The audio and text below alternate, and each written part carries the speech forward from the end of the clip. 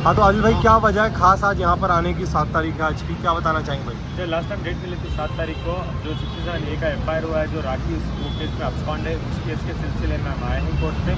तो आज 7 तारीख था, आज वापस एक डेट मिली है 12 तारीख का, बिकॉज राखी के साइड से वकील नहीं आए थे, कोई जूनियर आए थे तो वकील नहीं आए, इसके चलते दोबारा हमको डेट मिली है 12 तारीख का। तो 12 दिसंबर इसी महीने 12 तारीख को फाइनल उसका आर्ग्यूमेंट होगा और बेल मिलेगी या रिजेक्ट होगा, उसका फैसला होगा ऑन 12 दिसंबर को।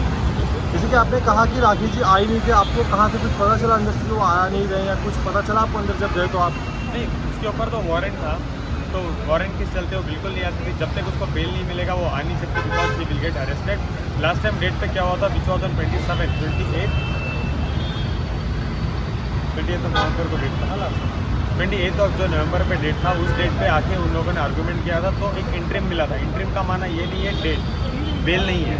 इंटरिम का मीनिंग ये होता है कि नेक्स्ट डेट तक आपको प्रोटेक्शन मिलेगा कि आपको अरेस्ट नहीं कर सकते। जो नेक्स्ट डेट आज ऑलरेडी आ चुका है समय, मैं वापस हम ऊपर जा रहे हैं ये देखने के लिए कि अब उनको इंटरिम मिल रहा है नहीं। हमारे अकॉर्डिंग, अब एडवोकेट के अकॉर्डिंग उनको अभी इंटरिम नहीं मिलेगा, she can not come now, लेकिन डेट है अभी 13 को फाइनल आर्गूमेंट 12 को। क्या लगता है किस तरीके से आप केस से आगे बढ़ सकते हैं, कुछ फैसले ले भी सकते हैं कोर्ट या पुलिस द्वारा? हमारी तरफ से जितने भी जो सबूत थे वो हमने पूरे दिए हैं और हमारे टीम ऑफ एडवोकेट्स पूरे तैयार हैं आर्गुमेंट करने के लिए। पर अब वो जज का है और के कि उनको बेल देना है या नहीं देना है। और क्योंकि ऑलरेडी उसके ऊपर 4 एफआईआर है, ऑलरेडी 67A पहले भी उन पर लग चुका है शर्लिन चोपड़ा के मैटर में, जिसमें वो ऑलरेडी बेल पर है। इस वजह से इस चीज़ को टाइम लग रहा है। ये हमारी तीसरी डेट थी। फर्स्ट वाले उसमें एड इंटरिम कैंसिल हुआ था, सेकंड उसमें एड इंटरिम के लिए डेट मिल गई थी, फिर थर्ड में एड इंटरिम मिला, अभी आज वापस से डेट मिली है 12 तारीख की। तो हमारी कोशिश पूरी रहेगी कि कैसे भी करके उनका बेल कैंसिल हो और उनका मोबाइल जब्त करके जितने भी आदिल के वीडियोस हैं उनके मोबाइल में उसको डिलीट कर दिया जाए, ताकि आने वाले फ्यूचर में वो कभी मिसयूज़ ना हो। आदिल भाई मैं आपसे जानना चाहूँगा, अभी आप रिसेंटली एक सॉन्ग है, आपके प्रोजेक्ट्स भी चल रहे हैं, तो कहीं ना कहीं आपके वर्क पे भी इन सब चीज़ों का कहीं प्रभाव पड़ रहा है? कुछ ऐसा असर दिख रहा है कि काम में भी कुछ प्रॉब्लम हो रहा है? काम में सिर्फ एक ही होता है। देखो, मुझे इतना सारा काम मिला है, तो पूरा दिन में से मैं जब दिन मेरा बर्बाद होता है, जो एक चीज़ों में मैं उलझा होता हूँ, लेकिन नो प्रॉब्लम, मुझे करना ही है, बिकॉज मुझे सबक सिखाना ही है। एक बार जब होता है 67A का केस, उसके 7 साल की सज़ा है, जो दूसरी बार होता है उसकी 10 साल की सज़ा है, तो दूसरी बार सेम केस करना है, तो कोई इंसान तो आगे खड़ना है। I am standing for my justice, मैं मेक श्योर करूँगा कि उसको इस चक्कर में जेल हो, तो सज़ा काटे, तब जाके उसका अखा लाए, तो किसी के साथ यह ना करें। जैसे आपने कहा 12 तारीख, तो 12 तारीख के बाद क्या शायद आप कोई प्रेस कॉन्फ्रेंस रखेंगे, कुछ मीडिया तक बात लेकर आएंगे 12 के बाद? जरूर रखेंगे, 12 के दिन हम इन्वाइट करेंगे। 12 के दिन जो भी होगा डेफिनेटली कि मीडिया के द्वारा बोलेंगे, बिकॉज मैं चाहता हूँ पूरी दुनिया जाने कि हमने उसके साथ क्या किया।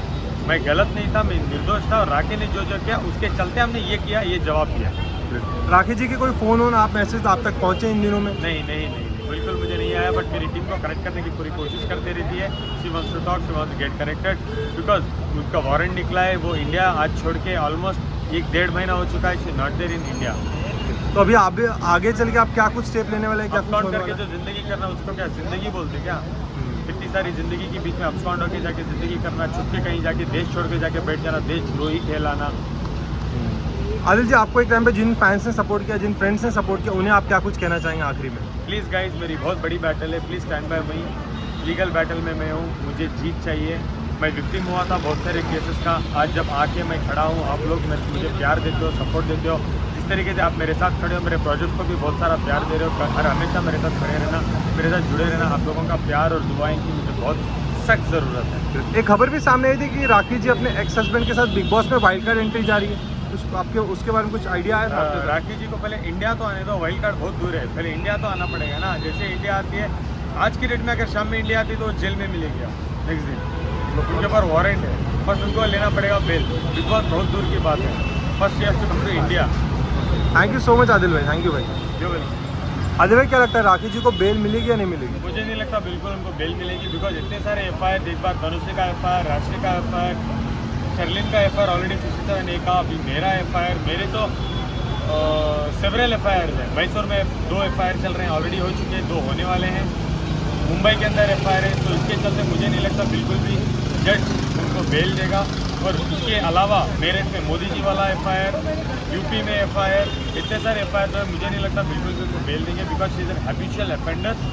क्राइम करते ही जा रही है, उनको सबक मिलना बहुत ज़रूरी है। और मुझे नहीं लगता हमारा कानून ही ऐसे लोगों को बेल देगा या ऐसे लोगों को प्रोटेक्ट करेगा। यदि उन्हें अगर बेल मिलती तो आप किस तरीके का कदम आगे चल के उठाएंगे? देखो, बेल तो नहीं मिलेगी तो हायर कोर्ट में जाएंगे। देखो, देयर इज ऑलवेज वे। देखो, न्याय की लड़ाई जब तक लड़ूंगा जब तक मुझे न्याय ना मिले और मैं उसको सबक ना सीखूं। जैसे मैं कहता था हर बार आके मेरे वीडियोस उसने दिखाए, मैंने कुछ नहीं किया, आज मेरे पास प्रूफ है, फायर हुआ है, वो अब्सकॉन्ड हुए, आज जाके प्रूफ हो रही है चीज़ें। हर बार मैं आऊँगा, अपने आप को प्रूफ करूँगा और I want to be a clean slate because I have a life to live. कैसा है कि उनको जो इन्फॉर्मेशन दी जाती है ना कि बेल ले लो तो ठीक है, रिलीफ हो गए। बेल का मतलब ये होता है कि आपको अरेस्ट नहीं किया जाएगा और आपका जो केस है वो चालू होता है। अच्छा 7-7 8-8 FIR लेके आप इंडिया जैसे स्टेट में जिसके अंदर कानून इतना स्ट्रिक्ट है, उसके अंदर सर्वाइव करना इज सो डिफिकल्ट। तो इतने सारे जो केस है वो तो चलते रहेंगे ना। बेल से आपको आप खाली अरेस्ट से बच सकते हो, इसका मतलब ये थोड़ी कि केस खत्म हो गया। तो मेरे ख्याल से ये चीज़ों को ख़त्म करके एक प्रॉपर स्टेज पे आना चाहिए जहाँ बैठकर लोगों को एंटरटेनमेंट के अंदर ज़्यादा वो करना चाहिए, रादर देन रोज़ आकर कोर्ट कचहरी की बात करना या किसी को बदनाम करना या किसी की वीडियोस को एक्सपोज करना। Thank you sir. Thank you.